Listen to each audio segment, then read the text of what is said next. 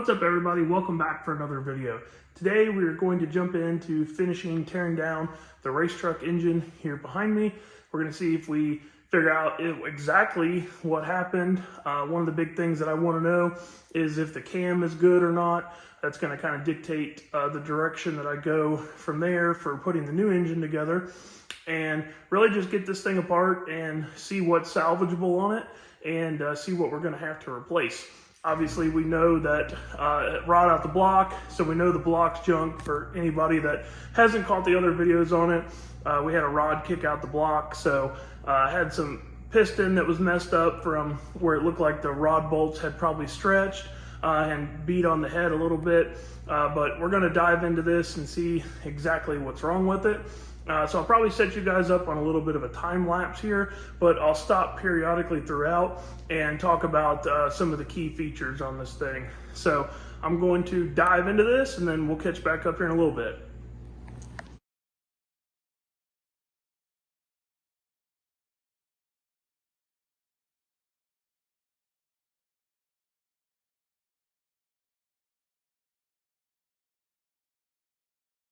Now, one thing I want to show you guys before I go pulling the pump off of here is this Scheid timing gear setup.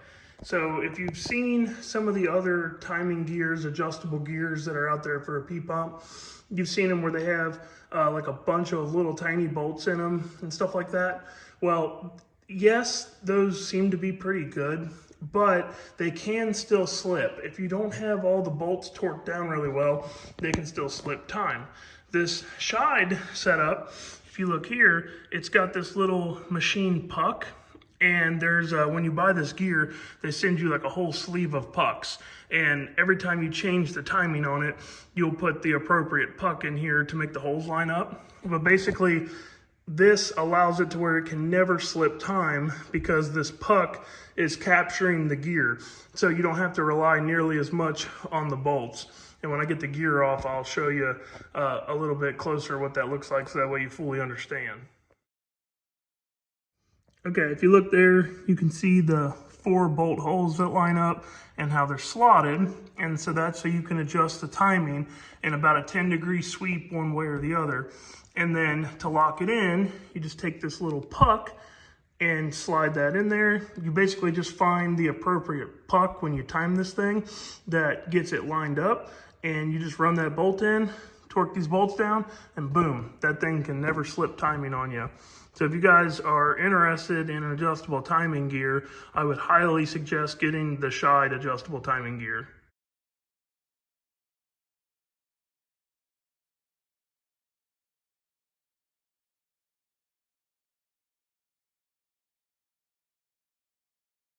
Here's another Scheid product that I really like.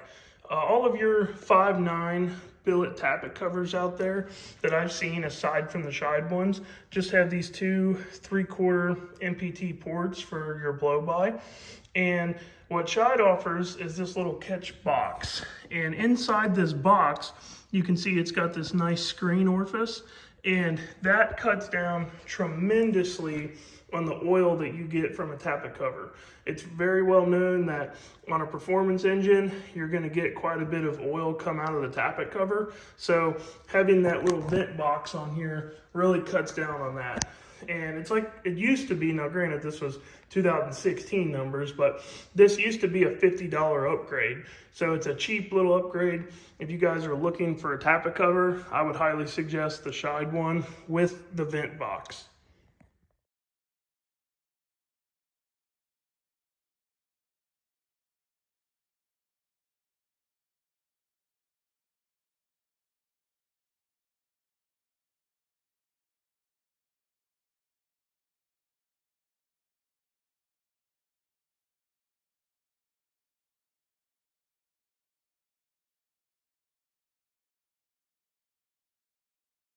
In case anyone's interested in that oil filter relocation kit, that billet piece there is from D-Stroked. I assume they still make them.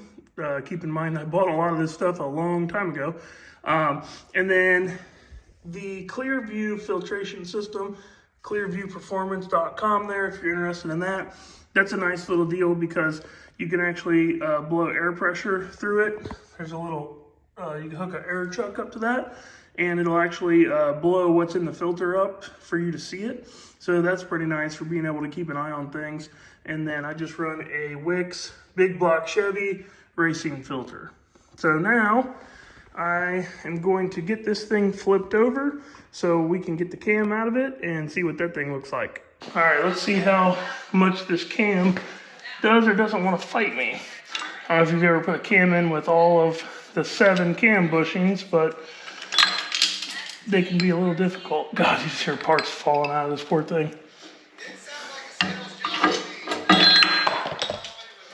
Jeez. That doesn't sound good, so I'm assuming we're in bad shape here.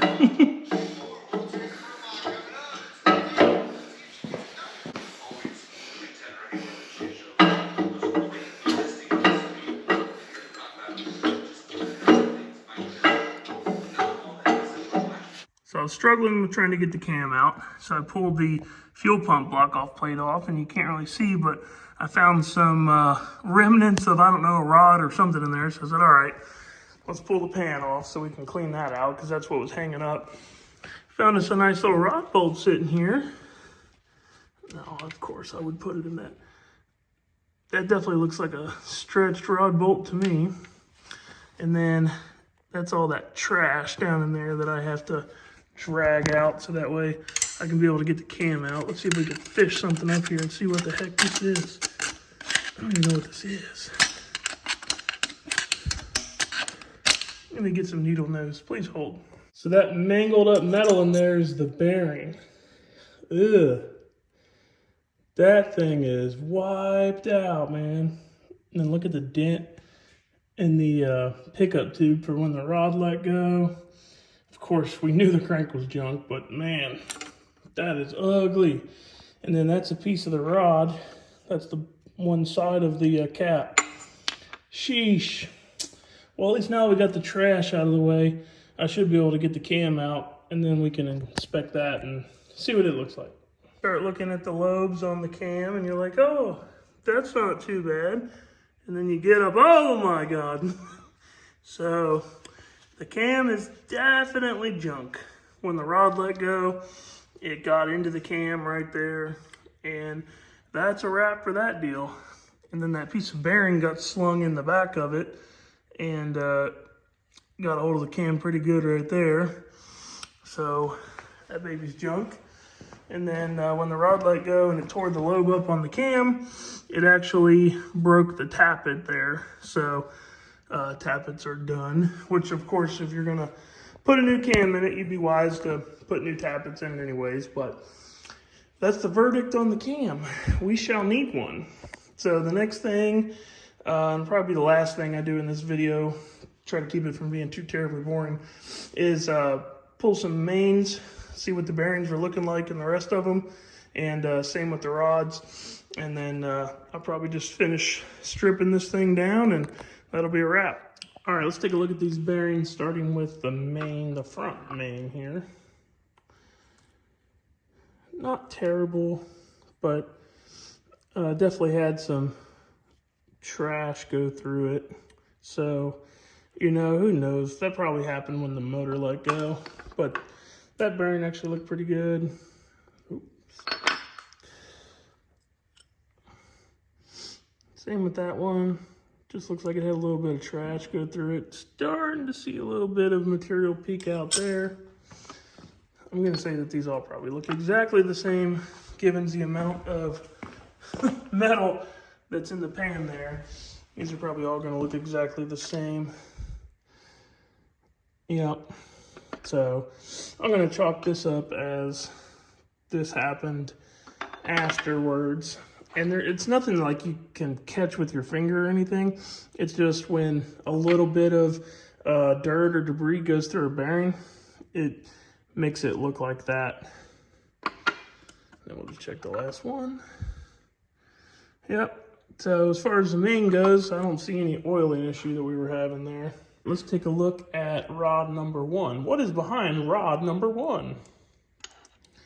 It's a new bearing. Okay, so the bearing here looks perfectly fine. Probably the same deal, just a little bit of, you know, trash might have gone through it, but man, it feels perfectly smooth. So nothing really super concerning there. And then same for number 6. Nice and smooth. Looks pretty good. So no signs of an oiling problem yet. I'll roll it over and we'll get 2 or 3 more of these off. Number 2, rod bearing. Oh, I was like, man, that one looks awful good. Oh, geez. Looks about like the rest of them there. Nice and smooth. Number 5.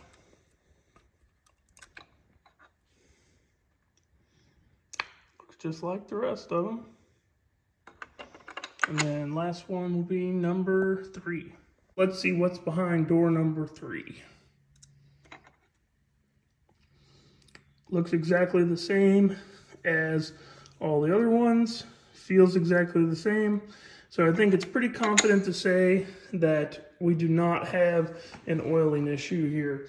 I think that this number 4 failed just because the rod bolt stretched, probably from that 6,700 RPM run. That was the last run before the motor came apart. So that I'm going to chalk up to a learning curve of, hey, you can't run this thing at 6,700 RPM and not pull it apart and check it, at least. I don't know for certain if that's when the damage started, but I do know that I did 3 spool ups after that. I did a burnout and went about 40 foot before all this happened. So I did have some run time on it after the 6,700 RPM. And who knows, maybe we were stretching a rod bolt before that happened. It's really hard saying on this mechanical stuff, but I do know that next time if something like that ever happens again, we're gonna put some stuff in place for that not to happen again. But if it ever does, I'm definitely going to not be lazy and pull it apart and check it.